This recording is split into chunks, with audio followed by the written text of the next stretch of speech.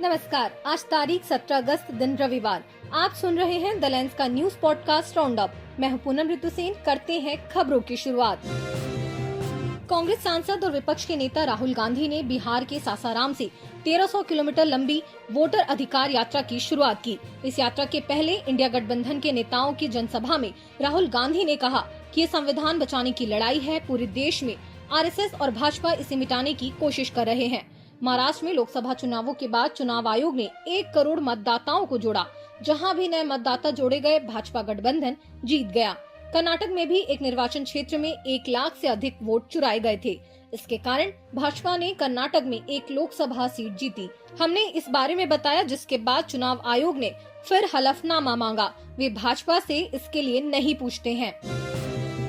इधर बिहार में राहुल के आरोपों के बाद नई दिल्ली में नेशनल मीडिया सेंटर में चुनाव आयोग की प्रेस कॉन्फ्रेंस हुई।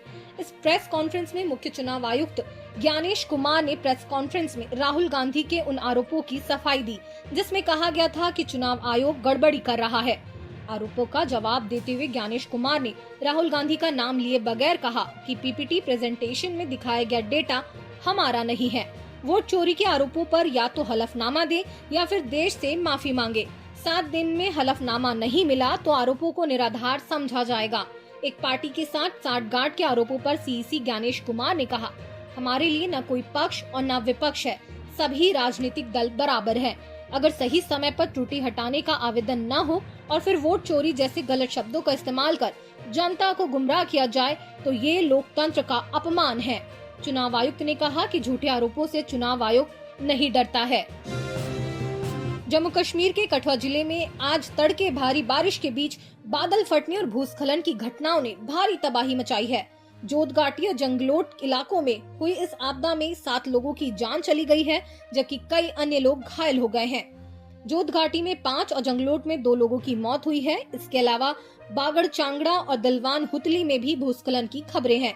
जोतघाटी गाँव का शहर से संपर्क टूट गया है, क्योंकि भूस्खलन और मलबे ने रास्तों को अवरुद्ध कर दिया है। कई घरों में पानी और मलबा भर गया है, जिससे भारी नुकसान हुआ है। राहत और बचाव कार्य तेजी से चल रहे हैं। पुलिस, एसडीआरएफ और स्थानीय लोग मिलकर फंसे हुए लोगों को बचाने में जुटे हैं। घायलों को नजदीकी अस्पतालों में भर्ती कराया गया है। प्रधानमंत्री नरेंद्र मोदी ने रविवार को दिल्ली एनसीआर में यातायात को आसान बनाने के लिए 2 बड़ी राष्ट्रीय राजमार्ग परियोजनाओं का उद्घाटन किया। इन परियोजनाओं की कुल लागत करीब 11,000 करोड़ रुपए है। इनमें द्वारका एक्सप्रेसवे का दिल्ली और अर्बन एक्सटेंशन रोड 2 शामिल है। इस मौके पर केंद्रीय सड़क परिवहन मंत्री नितिन गडकरी, दिल्ली की मुख्यमंत्री रेखा गुप्ता और हरियाणा के मुख्यमंत्री नायब सिंह सैनी मौजूद रहे। इस रोड कॉरिडोर बनने के बाद ये दावा किया जा रहा है कि दिल्ली में जाम की समस्या को कम करने और यात्रा को तेज करने में मदद करेगा। ये सड़क अलीपुर से शुरू होकर मुंडका, बक्करवाला, नजफगढ़ और द्वारका होते हुए महिपालपुर तक जाती है। हरियाणा के गुरुग्राम के वजीराबाद गांव में आज सुबह 5:30 बजे मशहूर यूट्यूबर और बिग बॉस OTT 2 के विजेता एल्विश यादव के घर पर अज्ञात हमलावरों ने ताबड़तोड़ फायरिंग की। इस घटना में करीब 24 राउंड गोलियां चलाई गई।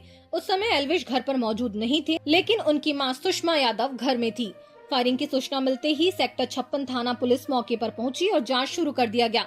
पुलिस के अनुसार 3 हमलावर बाइक पर सवार होकर आए थे। एक हमलावर बाइक से कुछ ही दूरी पहले उतर गया, जबकि 2 अन्य एल्विश के घर की दीवारों और पहली मंजिल पर गोलियां चलाई।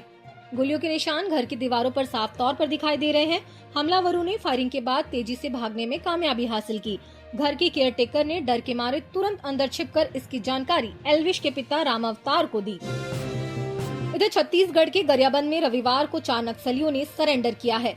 इनमें डीवीएस मेंबर दीपक मंडावी भी शामिल हैं। समर्पण करने वालों में 2 महिला और 2 पुरुष नक्सली हैं। सभी 19 लाख के इनामी नक्सली थे। रायपुर आईजी अमरेश मिश्रा ने बताया कि सरेंडर नक्सलियों की निशानदेही पर सुरक्षा बलों ने 16 लाख रुपए कैश बरामद किया है।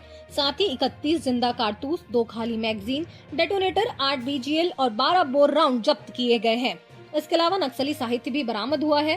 सरेंडर करने वालों में डीवीएस मेंबर दीपक उर्फ भीमा मंडावी, प्रोटेक्शन टीम के कैलाश उर्फ भीमा भोगाम, एरिया कमेटी के सदस्य रानीता उर्फ पाइकी और एरिया कमेटी के सदस्य सुजिता उर्फ उरे कारम शामिल है। ये सभी धमतरी, गरियाबंद, नुआपाड़ा डिवीजन कमेटी में साल 2013 से सक्रिय थे। पाकिस्तान क्रिकेट बोर्ड ने एशिया कप 2025 और उससे पहले खेले जाने वाले UAE ट्राई सीरीज के लिए 17 सदस्य वाले T20 टीम का ऐलान कर दिया है। टीम में बाबर आजम और मोहम्मद रिजवान को शामिल नहीं किया गया है। टीम की कप्तानी ऑलराउंडर सलमान अली आगा को सौंपी गई है। एशिया कप यूएई में 9 से 28 सितंबर तक खेला जाएगा। वहीं इससे पहले होने वाली ट्राई सीरीज में पाकिस्तान, अफगानिस्तान और यूएई हिस्सा लेंगे। बाबर और रिजवान को टीम में न लेने के फैसले को टीम के बदलाव की नजर से देखा जा रहा है। बाबर आजम ने आखिरी बार दिसंबर 2024 में T20 इंटरनेशनल मैच खेला था। दूसरी ओर रिजवान को भी हाल ही की T20 इंटरनेशनल सीरीज में शामिल नहीं किया गया था। और आखिर में बात मुद्दा सोशल है की चुनावी विश्लेषक योगेंद्र यादव ने अपने एक्स हैंडल से पोस्ट किया। योगेंद्र यादव ने लिखा कि सिर्फ इंटरनेट पर डाल देना जानकारी सार्वजनिक करना नहीं होता। अगर डेटा ऐसे इमेज फॉर्मेट में हो जिसे खोजा ही ना जा सके तो पारदर्शिता एक दिखावा है। बिहार में वोटर लिस्ट अपठनीय PDF में दिया गया था। न ही खोज सकते थे न जांच सकते। चुनाव आयोग को समझना होगा कि वह अंपायर है, खिलाड़ी नहीं। आज के लिए बस इतना ही। कल मिलते हैं नई खबरों के साथ। खबरों को विस्तार से पढ़ने के लिए विजिट करिए हमारी वेबसाइट thelens.in। यूट्यूब के अलावा हमारे पेज को X, Facebook और Instagram पर भी फॉलो करें।